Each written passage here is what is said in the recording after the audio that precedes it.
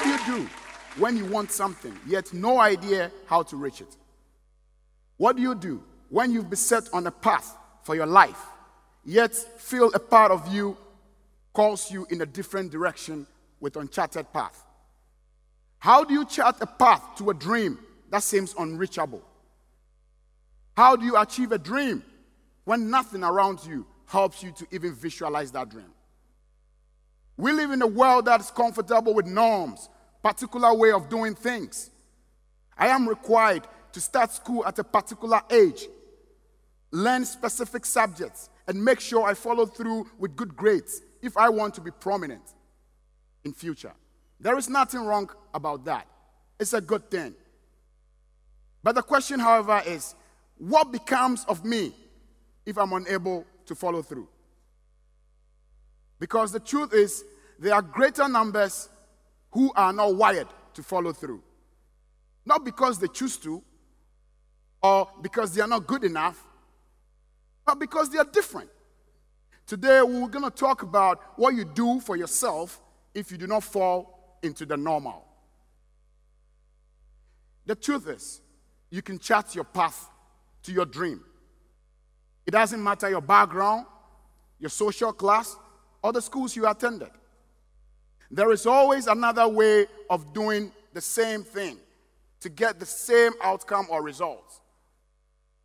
Being a practical, out-of-the-box situation, and one who hails from the Volta region, I believe I have the audacity to put it this way.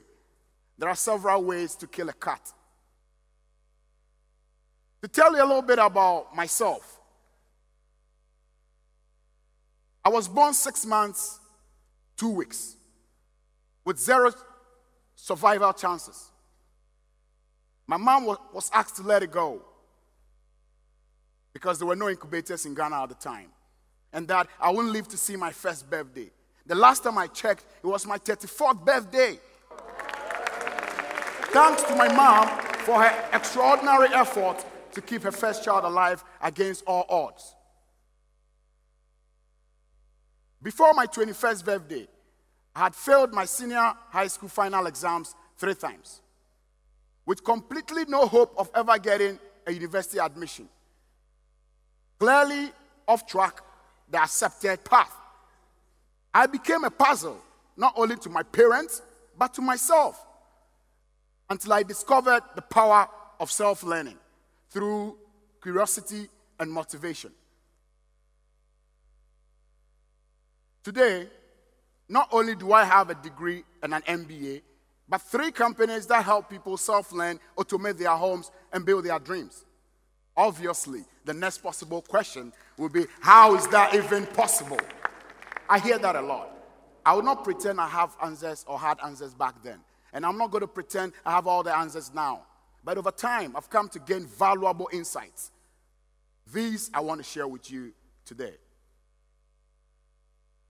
Malcolm Knowles, one of the great thinkers on the subject of self-learning, describes self-learning largely as a process by which individuals take the initiative, with or without the assistance of others, in diagnosing their learning needs, formulating learning goals, identify human and material resources for learning, choosing and implementing appropriate learning strategies, and evaluating learning outcomes.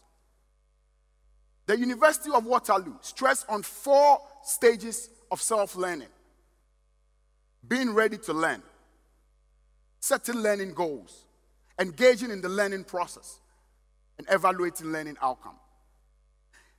Both definitions clearly stress on ownership of your learning goals, path, and strategy. At first thought, this happens all the time, right? I would say a big no. It doesn't happen. Instead, our society forces us to learn. Learning goals are preset, one size fits all. You do what you are told, else you are not engaging in the learning process. Evaluation is static. It has to be A or F. Any other outcome is not important. How do we expect to build a society of diversity and richness, born out of the dreams of individuals made reality, if we cannot teach people how to self-learn? How is that even possible? I had this dilemma until I discovered self-learning. Based on these 4 steps, which clearly I didn't know back then, this is how it worked for me.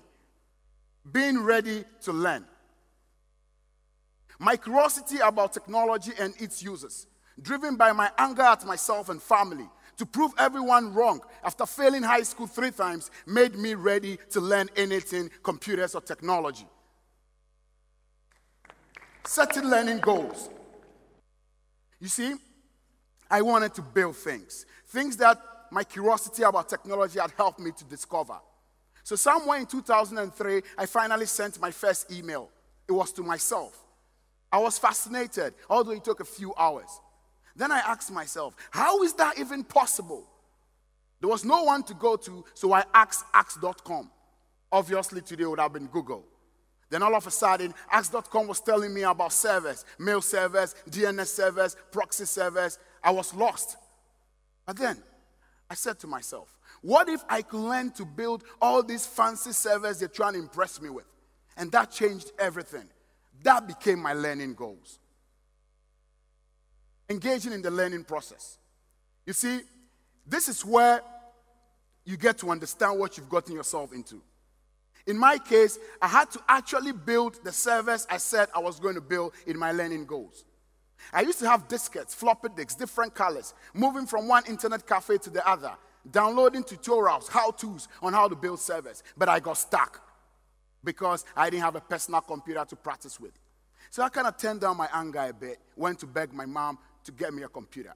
She couldn't afford a new one.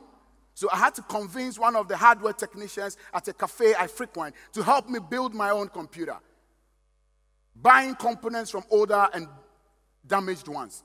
That worked out pretty well, and I had my first computer. The point here is I had to build a computer first.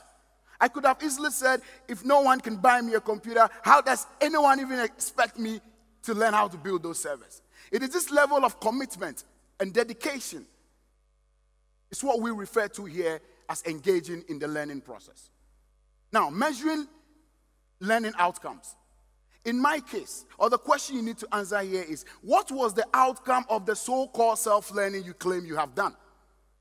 In my case, I had to test the servers in front of my peers and mentors and make sure it works and try and sell it to somebody. You see, in the end, there must be an outcome, tangible or intangible, but it has to be of value to yourself and or others. When you are able to achieve that, then you have successfully completed a self-learning cycle. I have used self-learning to become different things at different stages of my life. Network administrator, system architect, programmer, webmaster, public speaker, university lecturer, and now CEO, founder, and chairman of 3 different companies, respectively. There are other famous success stories born out of self-learning. The first is Abraham Lincoln, the 16th president of the United States. Lincoln had a very limited education, consisting roughly of 1 year of formal schooling from unskilled and poorly trained local teachers. Instead of accepting his fate that he wasn't educated, he became a passionate reader. By his teenage, he had finished advanced titles like the autobiography of Benjamin Franklin and then classical Greek poems and novels. There is David Kapp, founder of Tumblr, sold to Yahoo at $1.1 billion, and he was only 26 years old. Self-learning his way to using computers, his mother called his high school and had David drop out to focus on his computers. Then there is Marshall Mathers, a hip-hop superstar, popularly known as Eminem. He dropped out of high school at the age of 17, had to repeat 9th grade multiple times. He's gone on record saying his ability as rhyming was out of the lab for books and having read the dictionary from front to back multiple times.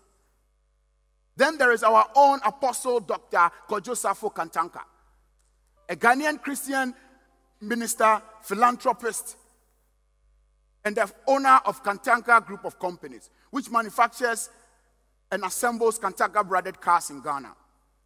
His highest education was technical training. Today, through self-learning, Dr. Kantanka manufactures just about anything you can think about. Construction equipment, electronic gadgets, and vehicles. You know that feeling when you see somebody driving Kantanka around in town?